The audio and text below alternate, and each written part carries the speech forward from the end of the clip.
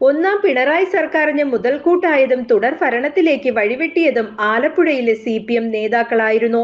Thomas Isaac, G Sudhakaran തുടങ്ങിയ മുതിർന്ന നേതാക്കളുടെ ഇരുമുഖമായിരുന്നു സംഘടനയുടെ ജില്ലാ ഐക്കൺ.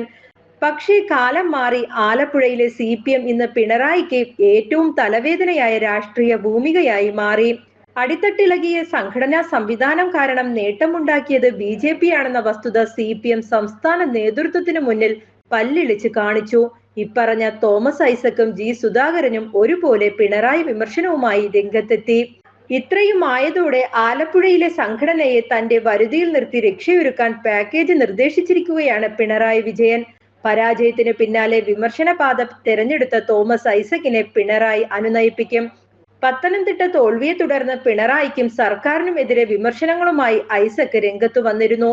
പാർട്ടി ജനങ്ങളുടേതാണെന്ന ബോധ്യം വേണമെന്നും തിരുത്തേണ്ട തെറ്റുകൾ തിരുത്തണമെന്നും പിണറായിയെ ലക്ഷ്യമിട്ട് ഐസക് പറഞ്ഞു. ജനങ്ങൾക്കുള്ള ആനുകൂല്യങ്ങൾ വൈകിയത് തിരിച്ചടിയായോ എന്ന് പരിശോധിക്കണമെന്ന ഐസക്കിന്റെ തുറന്നുപറച്ചിൽ KN ബാലഗോപാലിന്റെ നേർക്കായിരുന്നു. ഇതേ ഭാഷയിൽ തന്നെ സംസ്ഥാന നേതൃയോഗത്തിലും പിണറായിക്കും ബാലഗോപാലിനും എതിരെ വിമർശനം ഉയർന്നു.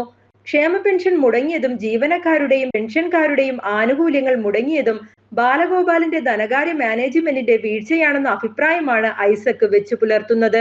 കോവിഡ് കാലത്ത് പോലും താൻ കൃത്യമായി ഇതെല്ലാം നൽകിയതാണെന്ന ന്യായമാണ് ഐസക്കിന്റേത്.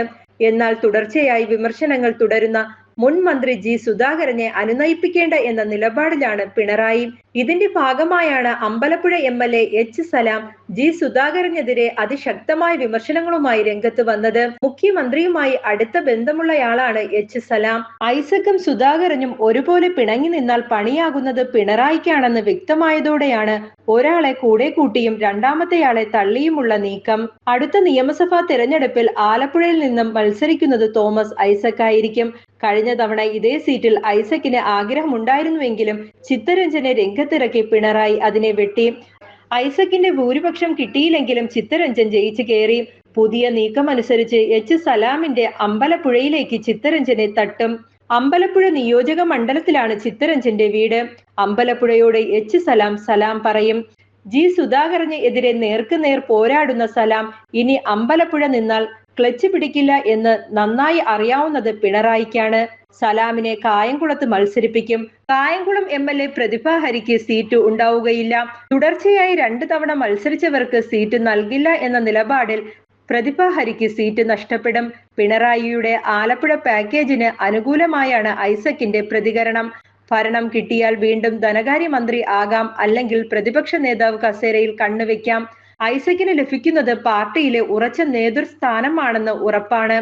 എന്നാൽ ആലപ്പുഴ CPMനെ പിണറായിക്കൊപ്പം ചേർത്ത നേതാക്കളിൽ പ്രമുഖരാണ് മന്ത്രി സജി ചെറിയാൻ. അദ്ദേഹത്തിനുള്ള ചുമതലകളുടെ കാര്യത്തിലും പിണറായിക്ക് വ്യക്തമായ രൂപമുണ്ട്.